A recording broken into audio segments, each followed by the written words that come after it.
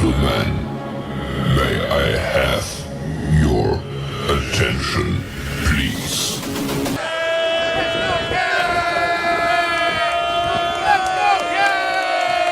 The show starts in 3, 2, 1, go. Good morning, CaneSport. It's August the 14th, 2023. I'm Gary Ferman, the publisher of CaneSport.com, joined this morning by Izubee Charles and Stephen Wagner as we discuss the news of the day. And guys, the news of the day today is really the news of the weekend. When Miami went on a recruiting blitz, they had 3 commitments over the weekend while everybody was a little bit distracted by the little over an hour-long public workout at Hard Rock Stadium that those in South Florida had a chance to attend. The recruiting team was very busy behind the scenes locking up these 3 commitments. So I thought this morning we would start there and focus a little bit on those. And of course, I'm talking about Louisiana offensive lineman Kavion Broussard. I'm talking about Elias Rudolph, who was a defensive end. We think he's still from Deerfield Beach. There's been some conversation that he might move back to Cincinnati, but he was committed to Michigan, and he now has flipped his commit to the Miami Hurricanes. And then the third commit of the weekend is looking ahead to the 2025 class, where Shannon Dawson took a commitment from quarterback Luke Nickel. The kid, he's a little short. I've watched him work out live. A little bit shorter than you might like. He's not going to remind you of Emory Williams or Judd Anderson or Tyler Van Dyke in that regard. But this kid has a cannon for an arm. He could still grow here in the next year or so in high school. And Shannon Dawson, very impressed with him early, decided to lock him in to a commitment. So, Stephen, let me start with you. 3 big commitments this weekend. One, we've kind of been on the trail of for a few months. Elias Rudolph, we began hearing a few months ago, he might flip from Michigan to Miami. These other 2 kind of came late. Luke Nickel, after visiting Miami, it was pretty obvious that he had built a good relationship with Shannon Dawson and liked the Hurricanes. And then Kavion Broussard kind of came out of left field this weekend. A 3-star from Louisiana, not on too many people's radar. But I have to stress, he's been on Miami's radar for quite some time. They have done a deep evaluation of him. Mario Cristobal, Alex Mirabal have a great track record of identifying quality offensive linemen. They feel that they have done it in this year's recruiting class. He's in camp right now. That is offensive lineman Matthew McCoy, who my sources tell me is performing every bit as good on the practice field as the 5-star guys that are much more heralded. And they think they've got another diamond in the rough here in Kavion Broussard. So all in all, Stephen, good weekend for the Hurricane recruiting team. Yeah, most definitely. And I know at this point, there are a lot of people who are kind of tired of the whole diamond in the rough spiel, that it does feel like, we've been saying a lot in this recruiting cycle. But with Broussard, I mean, looking at his film, you really can't see why Miami staff would be so high on this guy and why they've recruited him the way that they have. Really big, really physical, really, really mobile and agile, and the kind of guy who looks like, if you can piece it all together and if he can tack on a little bit of weight, I mean, he has an NFL body frame. He has that all conference build. I think that there really is a ton of potential there. He's a guy where his ceiling really is just absolutely massive if he can piece it all together. He made the move to left tackle from tight end, so that's where a lot of his mobility comes from. And technique-wise, he has a lot of cleaning up to do. There's no beating around the bush there. He is a little bit of a project. He does have some work that needs to be done.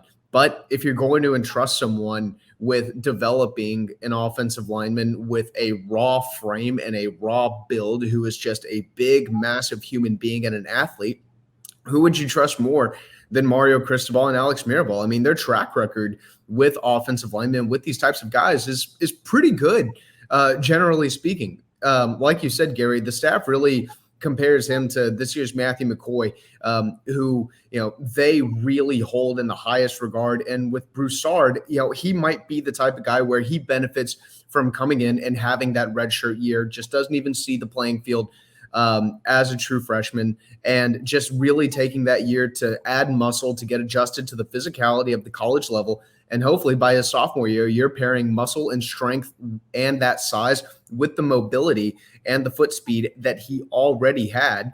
And now you've got a guy who's competing for playing time on the field with 3-4 years of eligibility left.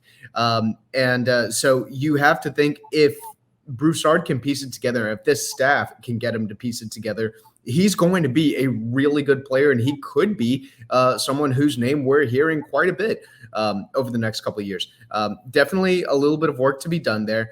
No denying that. But yeah, you can definitely tell he is a guy with really awesome potential. All right, we're going to talk about the other two commits in a minute, but we might as well stay on Broussard here. You look at the Francis Magoas and the Samson Okonoas. They are 5-star kids. They are considered surefire superstars from the time they're in high school. But what the star rankings don't always factor in is what level of competition they play in high school. Like, for example, Okonola comes from Connecticut, pretty weak high school football. And college football has been a little bit of a culture shock to him. And he's not as far along here in camp as like a Maui Goa, who's going to be the starting right tackle, or even a Matthew McCoy, who was here for spring practice, who the coaches love. He might be ahead of Okonola right now as well. There's another young freshman that I'm hearing rave reviews about. That is Tommy Kinsler. But he will need that developmental year, Stephen, that you just referred to, more than likely. They hope they don't need him to do a whole heck of a lot this year, but he is going to be a beast down the road. So the O-line recruiting has been spot on. Mirabal, Cristobal have a great track record. Now, Izubee, you have 4- and 5-star fever on a normal day, okay? You just came back from IMG Academy, the home of the 4- and 5-stars. So you're probably not sitting there running all over Coral Gables with pom-poms and throwing parades over the Kavion Broussard commit, maybe as much as you might be we'll talk about Elias Rudolph in a minute. But after being at IMG on Friday and just seeing all of their guys up close, and you've been there several times, obviously, how much are you overvaluing, in your opinion, right now, that 4- and 5-star ranking, as opposed to a diamond in the rough like Broussard that's going to come into the Hurricane camp as a project, but might, at the end of the day, be as good as a 4 or 5-star? Yeah, so, the few times I've been to IMG, obviously, they're really high-rated players, have the best, facilities in the country, all this good stuff. But one thing they all have is size, and Kavion has size. I believe he's 6'6", 253, 260, depending on, what you're looking at right now. But that's one thing that he has that I'm very, very, excited about. And that's something that you can't teach, his size. And how Stephen spoke about, if you wanted to develop an offensive lineman, what other 2 guys would you rather send them to than Mario Cristobal and Alex Mirabal? So I get, some people don't like the 3-star thing and, another 3-star recruit coming in. But, hey, every athlete on the Power 5 level is not always going to be a 5-star. You're not always going to get these 5-star recruits. You're not always going to get these 4 stars. There are guys that you're going to find, diamond in the rough 3 stars, guys that Miami have, found early in the process. An example is Chris Cole. When Miami first offered Chris Cole, he was a low 3-star recruit. Not too many people knew about him. I think he was 900 overall in the class, around there. Now he's a top 60 player, and now everyone's in love with him. So you never know with these early evaluations. He was injured last year, had that soldier injury. So maybe this year kind of he pops a little bit, and you see that, ranking climb a little bit, into the low 4 stars and the mid 4 stars and the high 5 or 4 stars. So I'm not too concerned about, him being a 3-star, but what I do love is his size, and that's something that you can't teach, and he has that right now. And size is a trademark of all the offensive linemen Miami's been recruiting ever since Cristobal got the job. I mean, there's an occasional exception.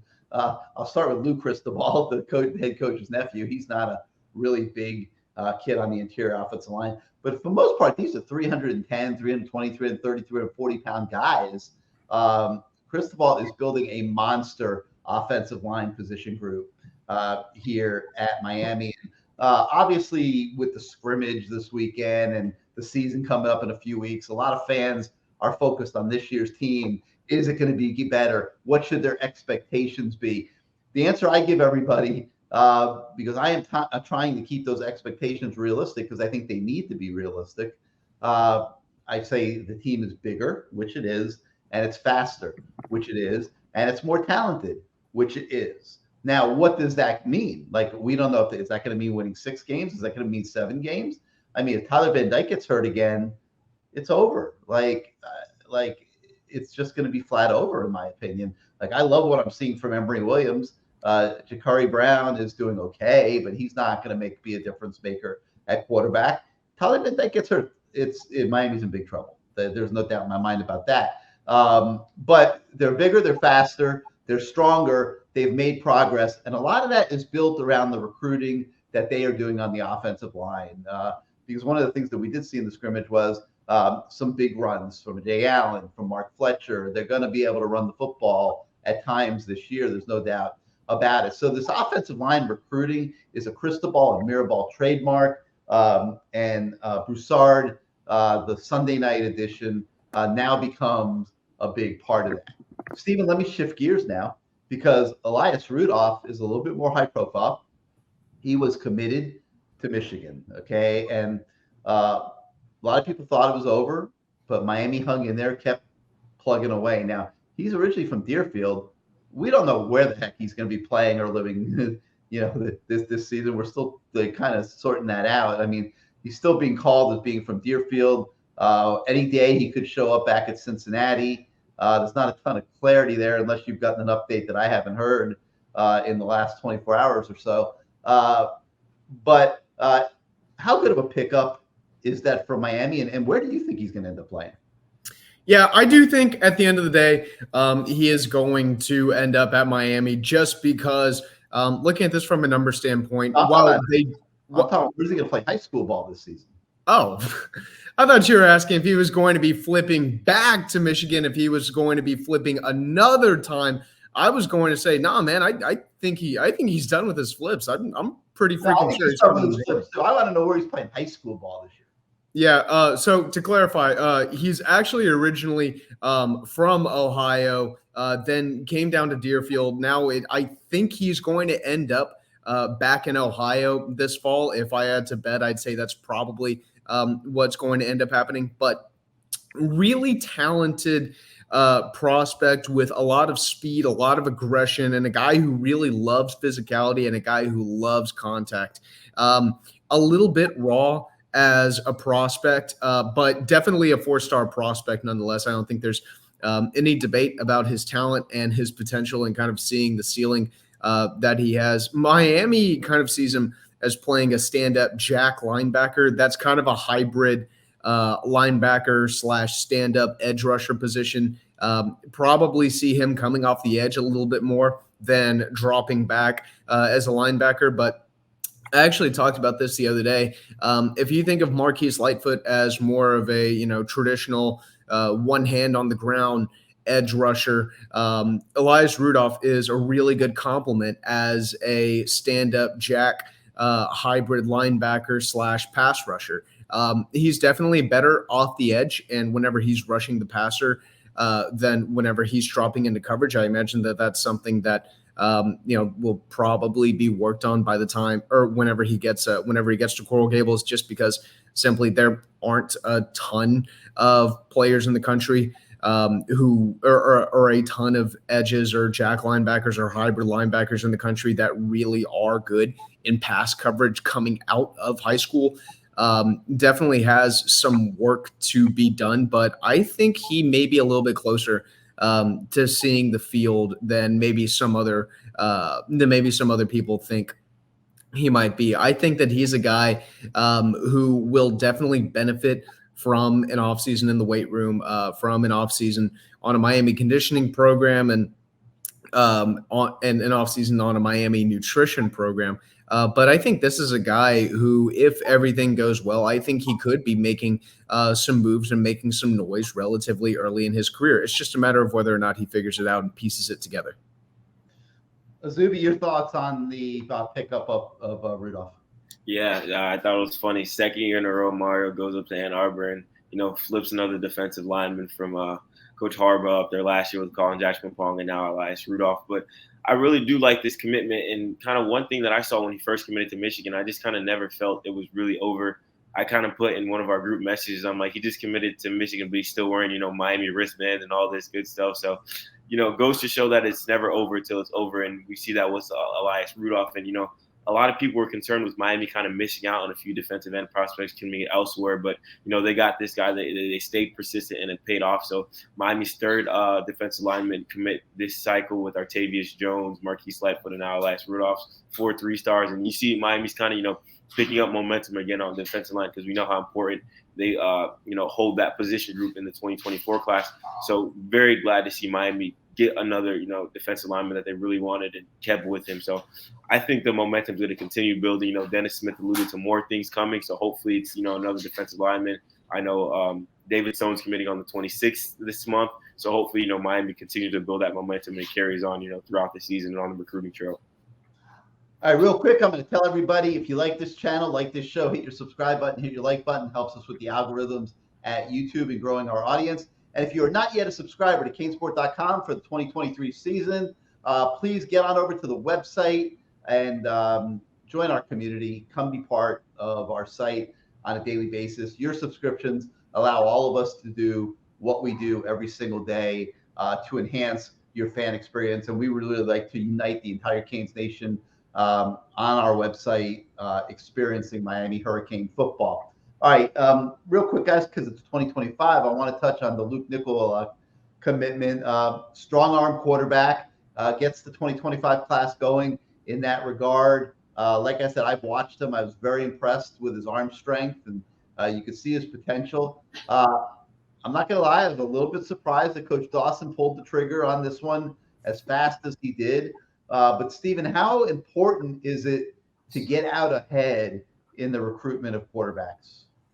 Yeah, the sooner that you're going to get your quarterback for a class, the better, because a quarterback provides stability. You know exactly what the base, what the foundation of your class is going to be.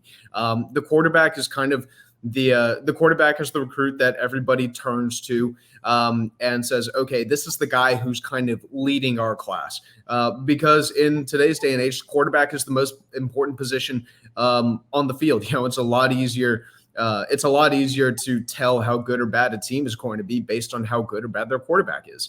And so I think getting this recruit early really kind of sends a message to other recruits that, hey, this is what we're looking at in the 2025 class.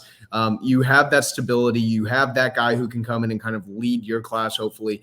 And I have to say, after taking a look at his film, I really think that there is a lot of really good potential there. Gary, you mentioned earlier that we had a chance to see him work out earlier this summer. He looked really, really good. He had kind of this easy power to him, good accuracy, very consistent, smooth throwing motion, looked really confident throwing the football. And obviously, this isn't a almost like a routes on air type situation. So there's no pass rush.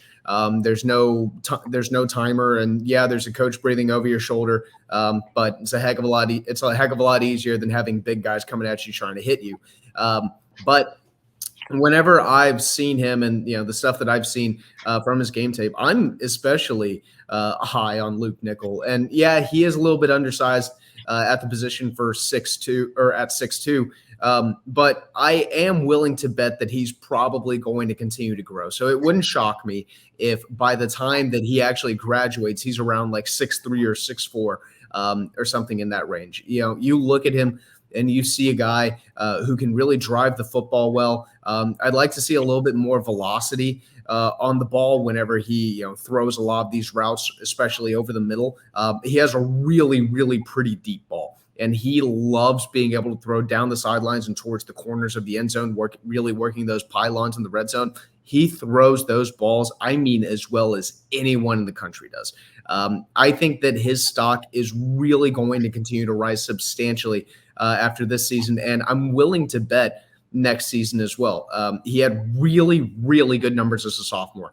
He threw for 2,500 yards. He had 24 touchdowns, and he had eight interceptions as a sophomore. So he's doing this whenever he's 15, 16 years old, and he looked really good. He looked really comfortable and really in control whenever he was doing all of that stuff. He's not hypermobile, but he can move whenever he needs to. He runs whenever he needs to, but really a lot more of a traditional pocket passer who likes to stay in the pocket if he can. I even said this in an analysis that I wrote of him. He almost has kind of like a Drew Brees-esque quality to him. And I am not comparing him to Drew Brees. Everyone freaks out whenever anyone says anything about a Hall of Famer and a high school recruit in the same sense. I am not comparing him to Drew Brees, but I mean in the sense that he's a little bit undersized, but he's a leader. He's really accurate. He's consistent, and he puts the ball where it needs to be. He's not going to blow you away, at least not yet at the high school level, and the kind of guy where you simply hand him the ball and say, forget who else is around you, go win this game by yourself. I don't think he's there yet. I think he's on the verge of being there, though. And I expect him to have a really big junior season, and I think his senior year will be even bigger. All right, so get used to quarterbacks, get used to commits, get used to Miami taking quarterbacks, because Miami's going to be recruiting quarterbacks on steroids because they need quarterbacks in this program. Think about this, okay? You got Tyler Van Dyke right now as starting quarterback. You got Emory Williams, you got Jakari Brown, and you got walk-ons, okay? Who knows what Tyler Van Dyke's going to do at the end of the season? If he has a good year, he's out of here, okay? If Jakari Brown thinks that Emory Williams is better than him or is going to be better than him, who knows what's going to happen with him? Does he go to the transfer portal? Does he decide to play a different position at Miami? Who knows? Anything can happen right now. Miami does not have enough quarterbacks. You want to have 5 on scholarship at all times. Okay, so they are recruiting. They're going to take one more high school kid, more than likely in the 2024 recruiting class. Okay, Cedric Bailey at Chaminade is one that might have a chance to make the cut for that. Okay, I think they're going to take a quarterback in the transfer portal this year to come in and compete in spring practice with Emory Williams and Jakari Brown and let the best man win. And if it's one of the guys that are here, great. If it's the kid from the transfer portal, great. You have a responsibility, if you're Shannon Dawson and Mario Cristobal, to put the best quarterbacks that you can get into the program. It's the only way you're going to win. You're not winning without a great quarterback, okay? And Miami cannot continue to progress as a program without the quarterback position being in a great place. Now, I've seen enough of Emory Williams for sure that I think he's going to be a great quarterback at Miami. We've seen Judd Anderson throw in recent weeks, and you could see his potential, okay? I'm not going to put a stamp on a kid that's sitting there just getting ready for his high school senior season and has no offensive line and probably is going to have a horrendous season this year. I mean, there's no doubt about it. But he does have potential. He can make all the throws, and he's a good pickup. But if you look at, that's 2 or 3 right there. They need more. They're going to need at least one more. So Nickel is a start for 2025, and we will see what happens. But you're going to see Miami continue to be very aggressive in recruiting quarterbacks as they continue to look for the next great one, like the guy that is going to take Miami to a national championship level. All right, Izubee, we mentioned you were at IMG. We've mentioned David Stone, who's one of those great prospects at IMG. He's a defensive lineman. You got 2 of them up there that Miami is deep into the battle with David Stone and cornerback Ellis Robinson, both very solid prospects. A lot of people thought Miami was falling behind on those 2 guys. But admittedly, it took you heading on up I-75 up to Bradenton and sitting down with those 2 guys, mano a mano, to find out that may not be the case, that Miami is still alive with both of those guys. Yeah, I'll start with David Stone first. And I feel like with his recruitment in Miami, it's kind of been a roller coaster of momentum with, in the spring, he came 2 or 3 straight weeks, and then it kind of went silent. Then he had his official visit, and then kind of went silent. Then he came back, and he went silent, and back and forth, back and forth. So kind of getting FaceTime with him was really, really, really valuable, in my opinion, just kind of breaking down where he's at. And, there was a slew of other reporters talking to him. I just kind of pulled him to the side and said, hey, man, what's your biggest thing? What's that decision going to come down to in his family? And before, when you were speaking to Chad Sims on 3, he kind of broke down what each school, Michigan State, Oklahoma, and Miami, offered, and what he liked about each school. With Oklahoma, it was football. With Michigan State, it was kind of being a student and the lifestyle up there. In Miami, he said family is the biggest thing that attracts him to Miami. He believes if he comes to Miami now, he can provide for his family. He can help out his family with NIL opportunities, other things, and also being able to work under Jason Taylor is a big thing for him. But kind of heading into that decision, he still doesn't know. He's kind of figuring everything out. He said he's going to go back to Oklahoma, sit down with his mom, and weigh out the pros and cons for every other school, and that's when he's going to make the decision. But a lot of people really thought Oklahoma was running away with this one. I do not think Oklahoma is the clear, cut favorite right now. I do think Miami's making things very, very interesting. I would say I believe Oklahoma's the leader right now, but I can't say Miami's too far from them. And then with Elias Robinson, obviously committed to Georgia, Miami is still really, really pushing for him. His biggest thing is he wants to see improvement from the Hurricanes on the field this year. Last year, 5-7, that's not going to, appeal to many 5-star recruits that can go anywhere in the country. So he really wants to get down to Miami, watch a game this year, and kind of see if they're progressing on the field. A big thing that he loves about Miami is Coach Adai. Last year, we saw he sent Tyreek Stevenson and DJ Ivey to the league, and a few Georgia guys that he coached as well. And that's something that really, really has him interested in Miami.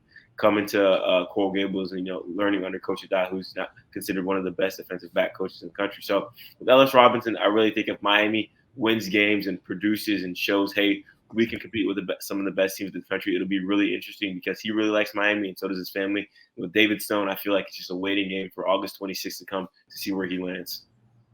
Okay, recruiting at IMG has become so critical at Miami. There was once a day when Miami couldn't get in the mix at all for any of these guys. Now it seems, Izubee, that they are in the mix for just about everybody from IMG. Talk a little bit about just the general mood that you found there when you were in Bradenton. Yeah, no, the Senders, all those guys love the Hurricanes. I spoke with guys from the 24 class, the 25 class, even the 26 class, which they have a commit, Kasani Giles.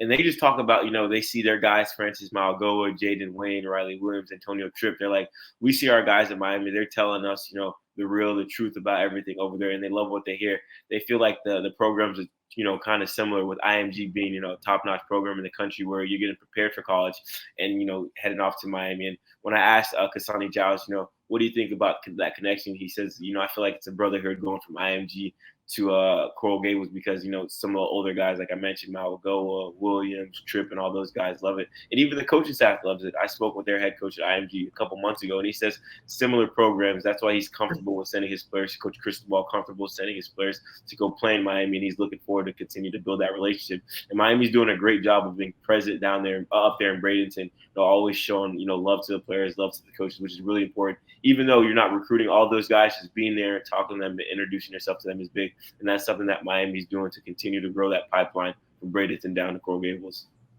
All right, a ton of coverage recruiting-wise on the website this morning. Make sure you check it out. We've got all these commitments covered. We've got stories on a couple of the kids from IMG and some others. So make sure you check that out. And of course, we have coverage of Saturday's scrimmage if you have not caught up on that. And we will be talking more about the team and the position battles and stuff as the week goes on, not just on the website, but on Good Morning CaneSport as well for your guys' enjoyment. But we'll take a minute here, guys. Scrimmage was a great opportunity for the fans to get a flavor of the team. Let's make no mistake about it. There was a concerted effort not to show a whole heck of a lot, and I don't think they did. But like any other practice, Izubee, I'll let you take this one. I think that they got value out of it, and the fans got value too, and they got this kind of eyeball some of the new faces on the team. Yeah, I feel like what this scrimmage was just kind of really to build hype around the season coming up. Obviously, the season opener September 1st. a little more than 2 weeks away. And, fans got to see what, they've been asking for. What's this team looking like in year 2 with all the new transfers, with all the new coaching staff? What's this team looking like? And I did think the fans got a good glimpse of, what's to come this year. I just want to highlight some of the things that I watched. I was blown away by Mark Fletcher and A.J. Allen. I feel like by the end of the season, there'll be that 1-2 punch that Miami really goes to kind of, get their offense going this year. And on the defense side of the ball, I was really, really impressed with safety Marquise Williams, in coverage, making tackles in open field, flying around the field. And I thought it was kind of odd at first when I saw him and Cam Kitchens lining up at safety instead of Cam Kitchens, James Williams, but really, really like what I saw from Marquise Williams. And at cornerback, too, seeing the Brown brothers, both starting out there, Damari on the right, Vontae on the left. And I really love what I saw from Damari. Really aggressive. Obviously, he's still a true freshman, fresh out of high school. He made a couple mistakes, but I really loved his aggressiveness. His size is there. Everything's there. I feel like Damari Brown's going to be a great defensive back.